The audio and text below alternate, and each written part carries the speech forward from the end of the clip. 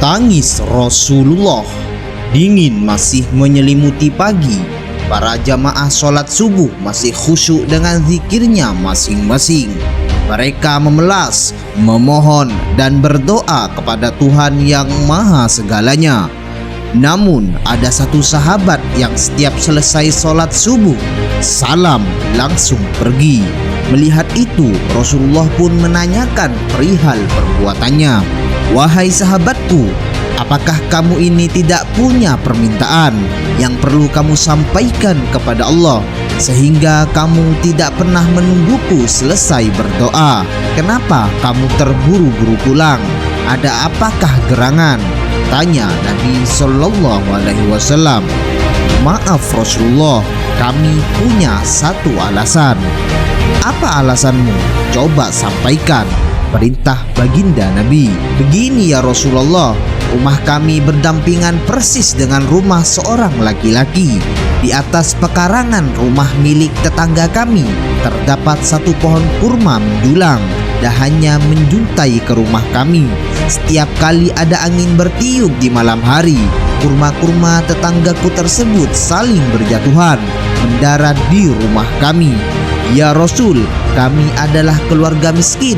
Anakku sering kelaparan, kurang makan. Saat anak-anak kami bangun, apapun yang didapat mereka makan.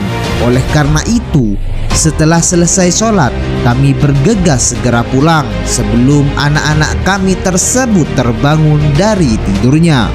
Kami kumpulkan kurma-kurma milik tetangga kami yang berceceran di depan rumah, lalu kami haturkan kepada pemiliknya.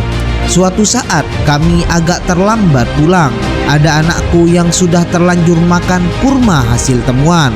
Mata kepala saya sendiri menyaksikan. Tampak ia sedang mengunyah kurma basah di dalam mulutnya.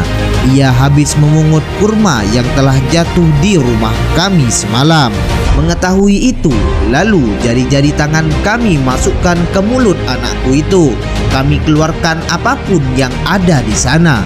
Kami katakan, "Nak, janganlah kau permalukan ayahmu ini kelak di akhirat." Anakku menangis. Kedua pasang kelopak matanya mengalirkan air karena sangat kelaparan. "Wahai baginda Nabi, kami katakan kembali kepada anakku itu, hingga nyawamu lepas pun aku tidak akan rela meninggalkan harta haram dalam perutmu. Seluruh isi perut yang haram itu akan aku keluarkan dan akan aku kembalikan bersama kurma-kurma yang lain kepada pemiliknya yang berhak." Pandangan mata Rasulullah sontak berkaca-kaca. Lalu butiran air mata mulianya berderai begitu saja. Baginda Rasulullah Muhammad Shallallahu Alaihi Wasallam coba mencari tahu siapa sebenarnya pemilik pohon kurma yang dimaksud. Sahabat itu pun menyampaikan bahwa pohon kurma tersebut adalah milik seorang laki-laki munafik. Tanpa basa-basi, baginda Nabi mengundang pemilik pohon kurma. Rasul lalu mengatakan, "Bisakah tidak jika aku minta kamu menjual pohon kurma yang kamu miliki itu? Aku akan membelinya dengan 10 kali lipat dari pohon kurma itu sendiri." Pohonnya terbuat dari batu zamrud berwarna biru, disirami dengan emas merah, tangkainya dari mutiara putih.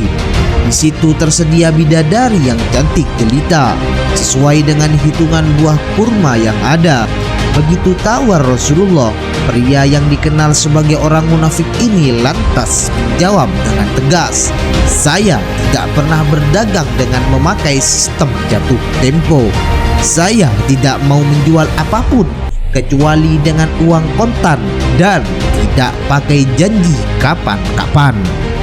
Tiba-tiba Abu Bakar As-Siddiq datang, lantas berkata, "Ya sudah, aku beli dengan 10 kali lipat dari tumbuhan kurma milik Pak Fulan yang varietasnya tidak ada di kota ini." Si munafik berkata kegirangan, "Baiklah, aku jual." Abu Bakar menyahut, "Bagus, aku beli." Setelah sepakat, Abu Bakar menyerahkan pohon kurma kepada sahabat yang sholatnya terburu-buru tersebut. Kini ia pun dapat berzikir dan bermunajat kepada Allah dengan tenang. Rasulullah Shallallahu Alaihi Wasallam kemudian bersabda, "Hai Abu Bakar, aku yang menanggung gantinya untukmu." Mendengar sabda Nabi ini, Abu Bakar bergembira bukan main. Begitu pula sahabatnya tersebut. Sedangkan si munafik berlalu. Ia berjalan mendatangi istrinya, lalu mengisahkan kisah yang baru saja terjadi. "Aku telah mendapatkan untung banyak hari ini. Aku dapat 10 pohon kurma yang lebih bagus. Padahal kurma yang aku jual itu masih tetap berada di pekarangan rumahku. Aku tetap yang akan memakannya lebih dahulu, dan buah-buahnya pun tidak akan pernah aku berikan kepada tetangga kita itu sedikit pun." Malamnya, saat si munafik tidur dan bangun di pagi harinya, tiba-tiba pohon kurma yang ia miliki berpindah posisi menjadi berdiri di atas tanah milik Abu Dujanah. Ia Abu Dujanah nama sahabat tersebut. Wallahu a'lam bishawab.